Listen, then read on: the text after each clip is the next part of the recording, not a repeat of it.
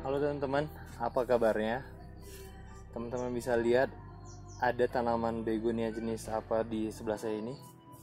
Oke teman-teman, pasti tidak asing, yaitu dengan begonia polkadot teman-teman, atau sering disebut dengan begonia maculata. Nih, di sini saya bakalan ngebahasnya bagaimana pengalaman saya di dataran rendah dan di dataran tinggi untuk merawat begonia ini, dan bagaimana cara untuk memperbanyaknya teman-teman ya. Oke teman-teman bisa lihat di sini adalah begonianya. Yang menjadi salah satu pembedanya adalah jumlah ataupun bentuk daunnya. Untuk di dataran tinggi, teman-teman bakalan lebih dapat ukurannya lebih besar. Ini dia teman-teman. Teman-teman bisa lihat nih, yang satu jengkal saya lebih. Dan ini belum maksimal teman-teman ya, dibandingkan dengan yang daun yang tua. Nih, daun yang tua aja udah, daun barunya maksud saya, daun barunya aja udah hampir segini nih. Padahal ini daun baru. Teman-teman bisa lihat nih di pucuk, ini adalah daun barunya. Nah, daun barunya udah sebesar ini. Ini dia, hampir satu jengkal saya lebih. Di sini saya bakalan nunjukin ke teman-teman salah satu faktor yang bisa menyebabkan besarnya daun ini adalah pemangkasan teman-teman. Saya bakalan tunjukin ke teman-teman. Ada yang mana nih ya yang belum saya pangkas nih teman-teman. Nih, teman-teman bisa lihat, padahal ini umurnya sama teman-teman. Begonianya ini sama-sama umurnya kurang lebih sudah 4 bulan. Ini dia. Teman-teman bisa lihat, kalau tidak dipangkas maka anakannya bakalan lebih banyak teman-teman. Teman-teman bisa lihat, ini dia sudah besar, sedangkan ini udah tumbuh nih. Ini adalah begonia yang tidak saya pangkas. Teman-teman bisa lihat daunnya masih, yang tua-tua masih ada nih teman-teman. Nah, ini adalah yang tidak saya pangkas. Teman-teman bisa lihat jumlah daunnya, besar daunnya aja udah kurang lebih masih satu jengkal saya nih. Tapi teman-teman bisa lihat beda tingginya bakalan beda teman-teman, dan besar batangnya juga beda. Teman-teman bisa lihat, ini adalah yang tidak saya pangkas, batangnya seperti ini. Oke, dan yang saya pangkas ini dia teman-teman.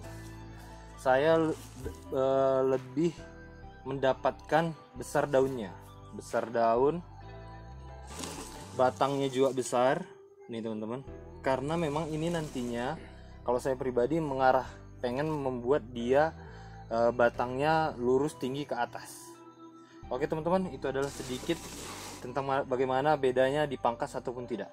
Jadi teman-teman bisa arahkan kalau mau memperbanyaknya star stek batang, teman-teman nggak perlu pangkas. Kalau teman-teman mau mengarahkan ke bentuk, teman-teman harus memangkasnya. Oke. Untuk selanjutnya teman-teman, untuk pemupukannya, saya pribadi untuk di dataran tinggi teman-teman ya, berdasarkan pengalaman saya tidak merekomendasikan menggunakan pupuk kimia. Saya juga kurang paham kenapa, tetapi berdasarkan analisa saya pribadi, begonia ini tidak tahan pemberian pupuk yang takarannya tidak sesuai. Tetapi berdasarkan pengalaman saya pribadi lagi, saya berikan pupuk sedikit juga tanamannya rusak. Kalau diberi banyak tetap aja rusak. Jadinya kalau penentuan dosisnya saya masih dalam tahap pembelajaran. Jadinya saya pribadi lebih prepare menggunakan pupuk organik teman-teman. Nah, oke, di sini juga saya menggunakan pupuk organik racikan saya sendiri. Biasanya saya gunain penyiramannya di sini teman-teman, di bagian seluruh bagian permukaan. Dikarenakan kita bakalan ngelihat akarnya ya teman-teman ya. Karena ukuran seperti ini, teman-teman bisa lihat akarnya sudah seperti ini teman-teman. Dan kalau saya bongkar-bongkar seperti ini, tanamannya nggak rusak dikarenakan akarnya sudah mengumpul. Ini dia. Ini adalah akarnya teman-teman ya, teman-teman bisa lihat. Dia nggak akan bakal rusak, akan mati. Cukup letakkan kembali seperti ini. Itu adalah salah satu kelebihannya di dataran tinggi. Kalau teman-teman perhatiin di dataran rendah, untuk akar serabutnya bakalan tidak sebanyak di dataran tinggi teman-teman. Tapi yang menjadi kendala juga adalah di dataran tinggi lebih rentan terkena penyakit. Saya bakalan tunjukkan. Teman-teman bisa lihat daun sebagus ini, tetapi di bagian ujungnya seperti ini. Memang tidak berbahaya teman-teman ya, tetapi kalau untuk koleksi pribadi bakalan terasa sedikit mengganggu karena ada penyakitnya seperti ini. Teman-teman lihat bagian daun mudanya bersih, sangat bersih, tapi lama kelamaan bakalan muncul lagi hal-hal yang seperti itu. Sama dengan begonia yang lain juga teman-teman, di daunnya semua sama nih, padahal untuk penanganan penyakitnya sudah semaksimal mungkin saya gunain. Ini dia teman-teman. Oke teman-teman, untuk selanjutnya, untuk memperbanyaknya teman-teman bisa lakuin stek batang ataupun penanaman biji teman-teman.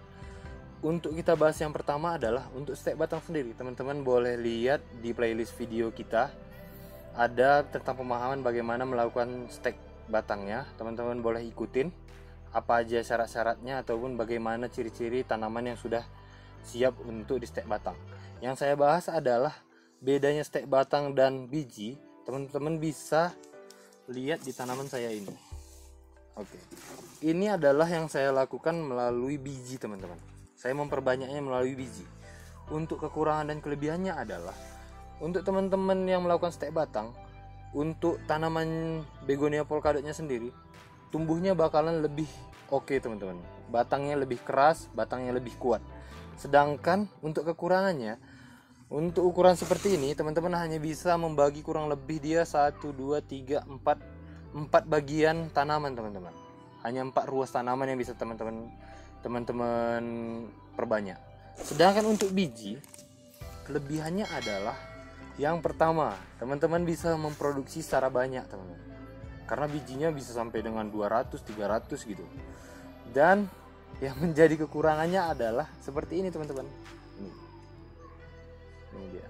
Pertumbuhan daunnya belum maksimal, batangnya masih lentur. Teman-teman bisa lihat lebih tingginya hampir sama. Tapi untuk ukuran daunnya dan warna daunnya belum terlalu oke teman-teman. Tetapi itu tidak masalah, karena biji kita bisa produksi massal. Jadi teman-teman, kalau saya pribadi untuk memproduksi sekarang ini, saya gunain biji.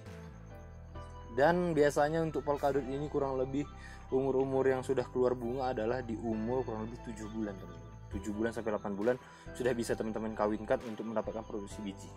Jadinya biasanya saya gunain pada saat untuk tanaman biji ini, saya biarin aja dulu nih teman-teman. Saya biarin kurang lebih ini biasanya sebulan lagi. Tapi by the way ini adalah umur polkadot yang sudah berumur 3 bulan teman-teman. Dari bijinya teman-teman ya. Ini udah 3 bulan umurnya. Ini di dataran tinggi. Kalau di dataran rendah mungkin lebih cepat lagi. Ini dia. Biasanya pada umur segini saya sudah mulai bentuk, sudah mulai saya kasih bambu. Tapi berhubung karena sekarang saya belum sempat melakukannya. Tetapi kalau teman-teman udah punya ukuran seperti ini ataupun tanam dari biji, teman-teman boleh gunain bambu untuk agar tanamannya tegak. Kalau teman-teman biarin aja, dia bakalan merambat ke arah yang tidak beraturan teman-teman. Itu adalah salah satu kekurangannya untuk dari biji. Yang menurut saya memang sangat-sangat fatal adalah ya dia tumbuh batangnya tidak terlalu kuat teman-teman. Oke teman-teman, itu adalah sedikit pemahaman kita untuk begonia polkadot. Untuk racikan pupuk, media tanam dan yang lain-lain, teman-teman silahkan lihat playlist di video kita bagaimana kita melakukan racikan media tanamnya agar bisa seperti ini.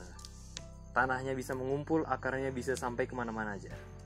Oke teman-teman, itu adalah sedikit pembahasan kita tentang bagaimana untuk begonia polkadot ini. Teman-teman bisa lihat tadi ada beberapa tips, yaitu memperbanyaknya stek batang ataupun dari biji. Stek daun juga boleh teman-teman. Saya juga berhasil untuk stek daunnya, tetapi sangat disayangkan karena polkadot ini daunnya sangat menjual teman-teman.